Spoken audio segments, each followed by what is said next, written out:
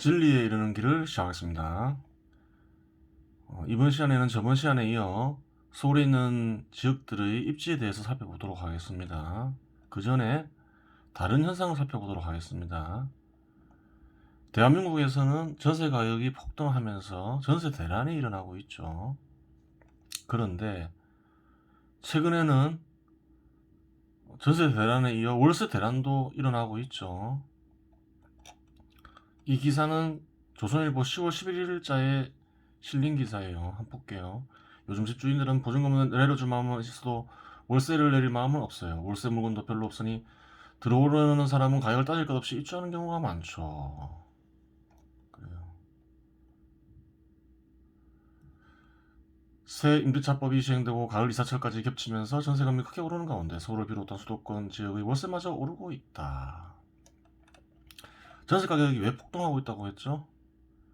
임대차 갱신으로 인해서 시장에 공급이 잘 안 되죠. 월세도 마찬가지겠죠. 그래요. 임대차 갱신을 하니까 그래요. 시장에 월세 물건이 적어지면서 공급이 잘 안 되면서 월세도 폭등하고 있죠. 같은 맥락이죠. 그래요.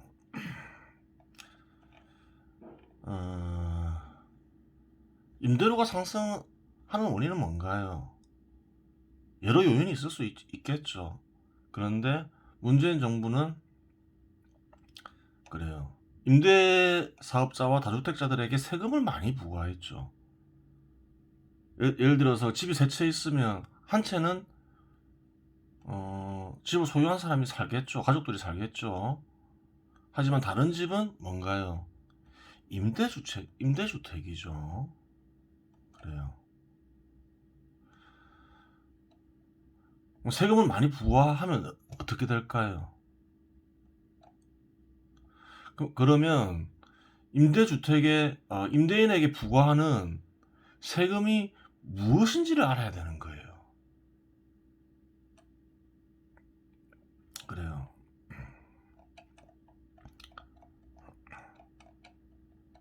임대인이 있죠. 임대인이 임대료를 받죠.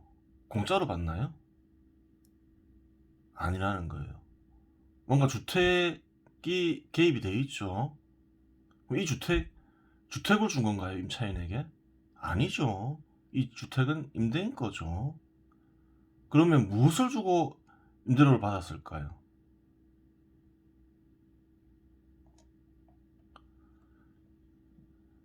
집을 준 게 아니죠.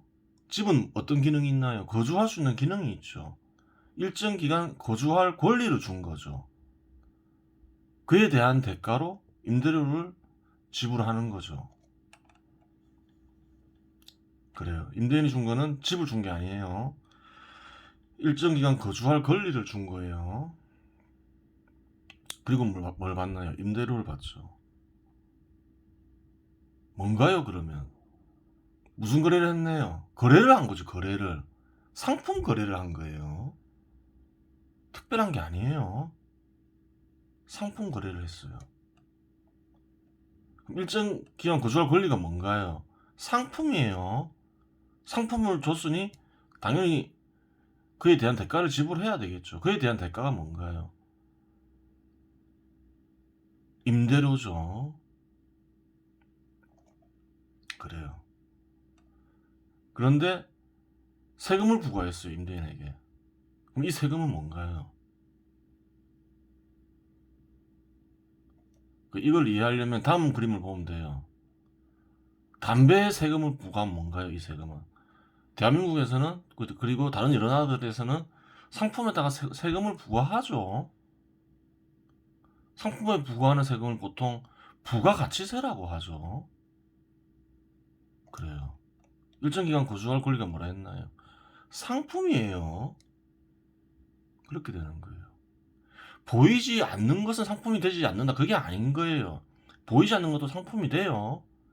노동도 거래를 하죠. 돈 받고 일하죠. 그것도 상품이에요. 거래를 하면 상품이 되는 거예요. 보이지 않는 것이라고 해서 상품이 아닌 게 아니에요. 그래요.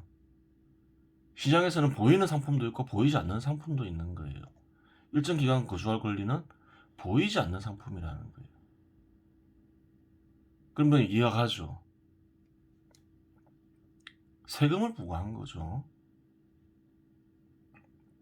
그래요. 부가가치세죠. 부가가치세. 부가가치세를 부과한 거예요. 상품에다가 일정 기간 거주할 권리에다가 부가가치세를 부담시킨 거예요. 담배에다가 세금을 부과시킨 거랑 똑같다는 거죠. 그렇죠. 이해하기 어렵지 않죠.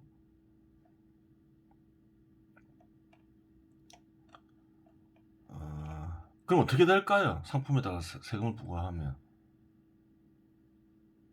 무조건 올라갈까요? 가격이? 담배 같은 경우에는 세금을 부과하면 무조건 올라가죠. 그건 아니라는 거예요. 예를 들어 볼게요. 1년간 임대인의 수익이 1200만 원이라고 가정을 할게요. 그럼 월 100만 원씩 받겠죠. 세금 1200만 원을 부과해요. 근데 수요량보다 공급량이 훨씬 많아요. 그럼 어떻게 될까요? 가격이 올라갈까요? 올라갈 수가 없죠. 판매가 안 되겠죠. 다른 이가 싸게 판매하는 이가 있을 수 있는 거죠. 공급량이 수요량보다 많은 상태에서는 세금을 1200만 원 부과하면 어떻게 되나요? 임대인의 수익이 0원이 되는 거죠. 그럼 임대인은 어떻게 해야 되나요? 임대주택을 공급할 이유가 없어지는 거죠. 공급을 안 하게 되겠죠. 그래요. 공급을 안 하려면 어떻게 해야 되나요? 뭐 팔든가 뭐 주택을 비워놓든가 하겠죠. 뭐 그렇게 되는 거죠. 이런 상황에서는. 그럼 수요량이 공급량보다 많으면 어떻게 될까요? 임대료가 상승을 하겠죠. 왜? 세금만큼 임대료가 올라가야 되잖아요. 그래야지 임대인이 수익이 나잖아요. 그럼 얼마만큼 상승을 할 수 있을까요? 상승 요인이 물론 세금만 있는 건 아니죠. 하지만 그래요. 임대인은 세금만큼 임대료를 올려야 되는 상황이 돼버린 거죠. 그래요. 세금이 0원이 될 때까지 올라간다는 거예요. 그래요. 그렇게 올리려고 하겠죠.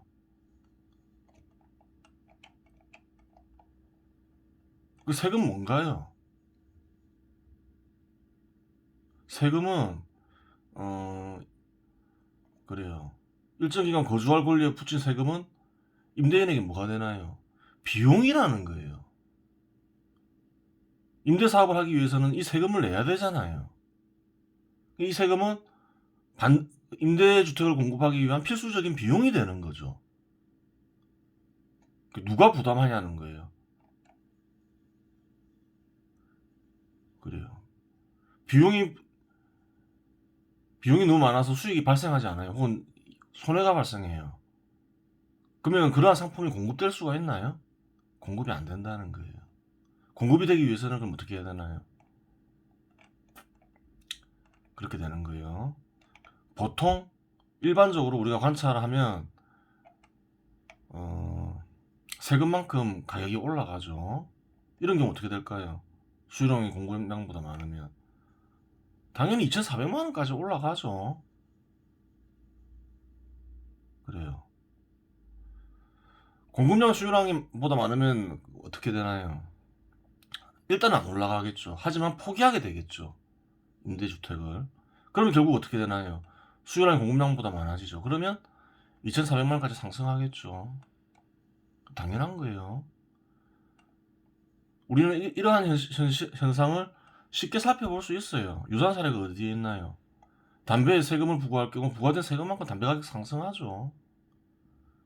대한민국에서는 기름에도 세금을 많이 붙이죠. 유류세라 하죠. 석유에 붙이는 세금을 유류세라 하죠. 유류세 올리면 어떻게 되나요? 올린 만큼 휘발유 가격 상승하죠. 유류세 내리면 내린 만큼 휘발유 가격 하락하죠. 그래요. 그거랑 똑같은 거예요. 담배는 어떤가요? 담배 세금 올리면 담배 끊는 사람들도 생기겠죠. 세금 많이 올리면 지사에서 담배 끊는다 이러면서 담배 끊는 사람들도 생기죠. 하지만 주택은 어떤가요?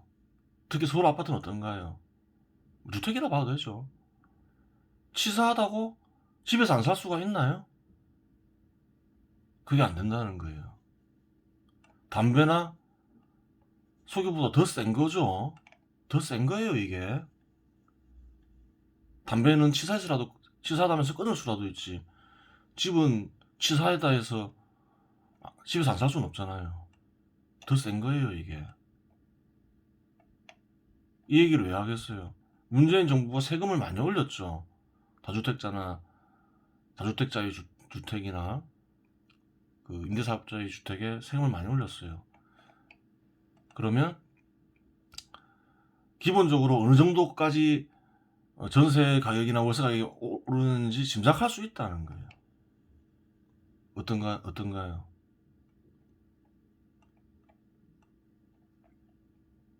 비용이 제로가 되는 지점까지 상승한다는 거예요.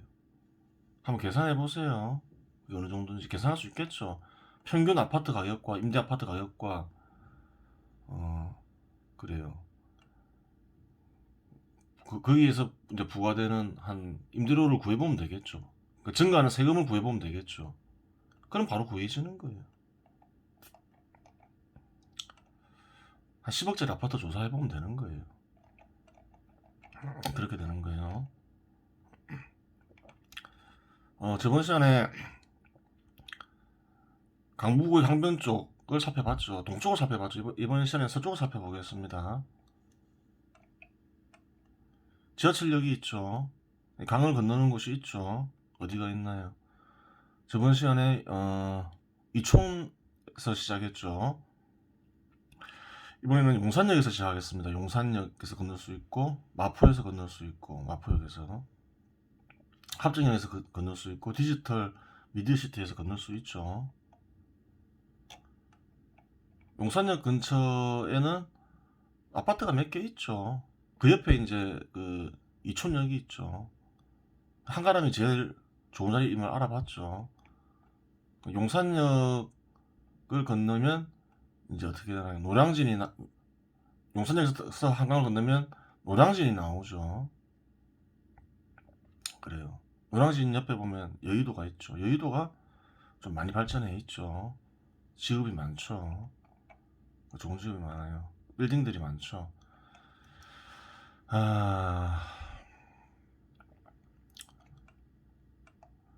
용산구 동화그린이 있죠. 동화그린 있고 대림아파트도 있고 뭐 그래요. 강 옆에 동화그린을 보면 59평형이 59제곱미터가 25평형이죠. 10억 1,500만원에 5억 3천만원에서 올랐어요. 91% 올랐죠. 그리고 어떤가요? 84제곱미터는 86% 올랐죠. 59제곱미터 비교해보면 된다 했죠. 좀 많이 떨어지죠. 한가람은 150% 이상 올랐죠. 160% 가까이 넘게 올랐죠. 하지만 용산구 동화그린은 그렇죠. 그래요. 그렇게 많이 오르진 않았어요. 용산구 우린 필요도 보니까 한 111% 올랐어요. 한 13억 3천만 원 하는데 이촌역에 비해서 덜 올랐죠. 한 4, 50%, 한 2, 30%덜 올랐죠. 용산구 이촌역 대림도 보면 115% 올랐어요. 생각보다 적게 올랐죠. 그래요. 거의 비슷한 지역이면 이렇게 차이가 나는 이유는 뭘까요? 어디로 통하느냐는 거죠. 그래요. 그래요. 이촌역은 강남으로 통하죠. 강남으로 통해요. 강남은 아니지만 하여튼 강남에 가깝죠. 하지만 용산역은 통하는 곳이 어딘가요? 그래요. 좀 그렇게 중심 쪽은 아니죠. 그래요. 지급이 많은 쪽도 아니죠. 그러니까 좀 약한 거예요, 용산역 쪽은.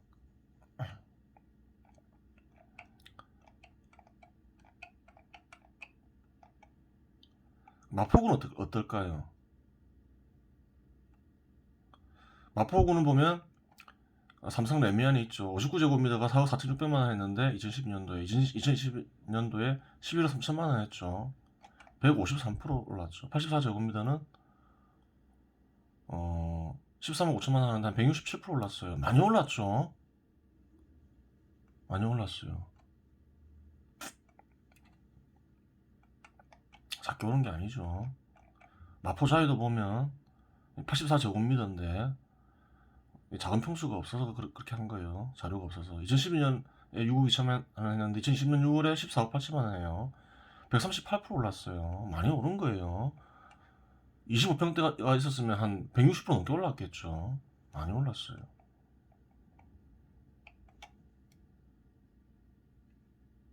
그래요. 마포구 한강 삼성을 봤어요. 59제곱미터가 169% 올랐어요. 많이 올랐죠. 마포구 우성 1을 봤어요. 68제곱미터가 165% 올랐죠. 많이 오르죠. 79제곱미터가 한 40평대 가깝죠. 167% 올랐어요. 그래요. 마포역 쪽이 굉장히 센데죠. 물론 성수역만큼 되진 않지만 거의 그래도 상승률을 보면 어때요? 송파구하고 비슷하죠. 송파구 파크리오하고 비슷한 곳이에요. 괜찮은 곳이에요. 가격은 좀 아직 많이 싸지만 그래요. 이 지역 사는 것도 괜찮아요. 마포역과 공덕역 근처 전망이 좋다는 거예요. 그럼 마포역은 왜 전망이 좋을까요? 일단 마포구 자체가 그래요. 작은 구가 아니에요. 이거는 이제 직업수인데 1등은 강남구, 2등은 서초구, 마포구는 3등은 영등포구, 4등은 중구, 5등은 송파구, 6등은 종로구, 7등이 마포구예요. 그래요. 용산구는 왜 약한가요? 용산구는 좀 한참 아래 있죠. 그래요. 마포구는 21만 9천 명, 용산구는 11만 6천 명. 종사자 수가 거의 2배 가까이 많죠. 마포구가 용산구에 비해서. 마포구 자체가 그래요. 많이 발전돼 있는 곳이라는 거예요. 서울에서는 상위권에 속하는 곳이라는 거예요. 용산구는 중간쯤 속하죠.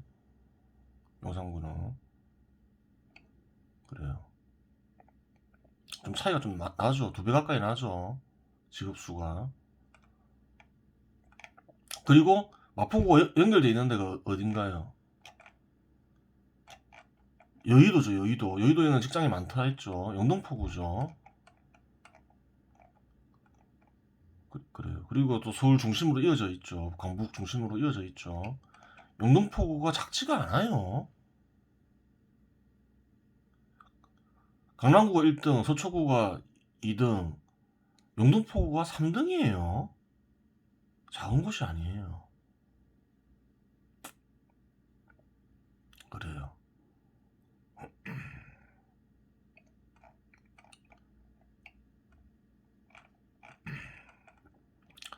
그러니까 당연히 인접한 곳이 강을 건너면 또 3등인 곳이죠. 그러니까 어떤가요? 그 입지가 용산구가 좋죠. 입지가. 그래요. 용산구보다 좋아요. 용산구는 또 자체적으로 또 덜 발전돼 있죠. 마포구보다. 그래요. 입지를 보면 어떤가요? 그 직업이 많은 곳이 어딘가요? 1등이 강남구, 2등이 서초 이렇게 되는 거죠. 그래요. 동작구는 어떤가요? 17등이죠, 17등. 근데도 이번에 크게 부각됐죠. 왜 그래요? 인접한 곳이 다 어떤가요? 1등, 2등, 1등, 2등, 3등이잖아요. 둘러싸여 있잖아요. 이번에 크게 부상되는 거죠. 동작구가 만약에 그 송파구만큼 개발되면 어떨까요? 송파구보다 못하지는 않죠. 더 좋아지면 더 좋아졌지 못할 이유가 없는 거죠. 1등, 2등 이렇게 쭉 둘러싸여 버리는 거죠. 그렇게 되는 거예요. 그렇죠. 이거 잘 봐야 되는 거예요. 그러니까 뭔가요? 입지가 좋아지는 거는 위치가 있을 테고, 위치가 중요하죠. 인접 지역이 어떤 지역인지 봐야 되겠죠. 또 자체적으로 또 어떻게 어느 정도 발전되어 있는가, 또 그게 또 중요한 거예요. 그렇게 되는 거죠. 그다음에 이제 합정역이 또 있죠. 합정역이 또 강남으로 갈 수 있는 곳이죠. 그래요. 합정역 어디로 통하나요? 그 당산으로 통하죠. 그리고 이제 디지털 미드시티 여기 있죠. 마곡나루로 통하죠. 근데 합정은 약하죠. 합정은 일단 아파트가 거의 없어요. 번화가죠. 홍대가 있는데 그게 좀 유흥가가 많죠. 그리고 아파트가 그렇게 많지는 않아요. 지금은 뭐 한 개 있는 걸 보니까 좀 확인하기 어렵더라고요. 가격을 확인할 수 있는 걸 보니까 한 2011년도에 5억 하던 게 2020년에 8억 1,700만 원이에요. 한 63% 올랐어요. 그렇게 많이 오르지 않았죠. 그래요. 근데 정확하게 확인하기 어려워요. 이게 아파트가 별로 없어서. 근데 이어지는 곳을 보면 그렇게 아파트가 많이 올라갈 수 있는 가격이 그렇게 많이 올라갈 수 있는 좋은 입지는 아니에요. 그렇게 눈에 그렇게 부각되는 입지는 아닌 거죠. 그 다음에 또 아까 보면 디지털 미디어 시티 여기 있다 했죠. 마곡과 연결돼 있죠. 강서구와 이어지는 곳이죠. 강서는 몇인가요? 강서는 8이죠, 8이. 그래요. 8이에요. 8이. 21만 명 정도 고용돼 있죠. 서울에서는 그냥 중간보다 조금 위에 있는 거죠. 그렇죠. 뭐 강남은 크게 못 미치죠. 강남, 서초 이런 데는 못 미치죠. 영등포에도 못 미치죠. 그럼 무엇을 알 수 있을까요? 좀 약하겠구나, 마포구보다 약하겠구나 알 수 있는 거죠. 마포역보다 좀 약하겠구나 알 수 있는 거죠. 아니나 다를까 그렇게 세지는 않아요. 84제곱미터인데 DMC 마포 청구 아파트가 있는데 3억 3,500에서 8억 4,500만 원 아주 가격이 그렇게 세지는 않죠. 근데 많이 올랐어요. 5억 1천만 원, 152% 올랐어요. 많이 올랐죠. 84제곱미터 152%면 굉장히 많이 오른 거죠. 근데 왜 약하다고 얘기하냐? 딴 아파트들이 많이 안 올라서 그래요. 마포구 DMC 볼까요? 이 자리에요. 마포역, 디지털 미디어 시티역 바로 옆에 있죠. 여기가 좋은 자리라는 거예요. 근데 여기만 좋은 자리라는 거예요. 사도 되겠죠. 살만하죠. 8억 4,500이면. 좀 올랐겠죠. 7월 달까밖에 안 나와 있으니까. 한 8, 9를 올랐잖아요. 지금 한 9억? 그 정도면 살만하죠. 사도 괜찮아요. 이런 아파트는. 또 강 쪽이고 이러니까 살기 좋을 거예요. 상암 월드컵 파크 3단지를 보면 2012년에 5억 2,200 하던 게 2020년 10억 9천 하죠. 108% 올랐어요. 마포역 근처보다 많이 떨어지죠. 휴먼시아 2단지를 보면 그래요.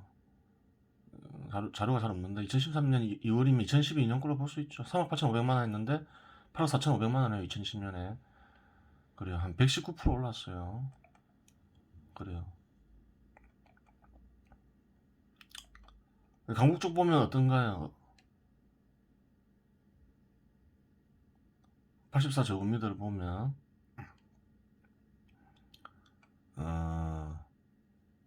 용, 이쪽이 마포역 우선이 제일 세죠. 하지만 입지가 제일 좋죠. 마포역 근처 공덕역 사이, 마포역과 공덕역 사이가 제일 좋죠. 그래요. 좀 발전 가능성이 있는 거죠. 현재 여기가 중심이라고 봐야 되는 거죠. 그리고 DMC 마포 청구 같은 경우는 어떨까요? 좀 강서 쪽이 좀 그러니까 많이 발전해야 되겠죠. 그러면 또 많이 좋아질 수가 있는 거죠. 많이 좋아질 수가 있는 거예요. 서쪽이 많이 발전을 하면 이제 그런 부분이 있는 거예요. 입지라는 것도 어떻겠나요? 계속 바뀐다고 했죠. 주변에 뭐가 있는 게 중요하다 했죠. 그래요. 이쪽이 발전을 하면 디지털 미디어 시티 근처도 많이 좋아지겠죠. 고정되어 있는 건 아니에요. 디지털 미디어 시티에서도 마포 청구 아파트는 DMC 마포 청구 아파트는 괜찮죠. 괜찮은 거예요.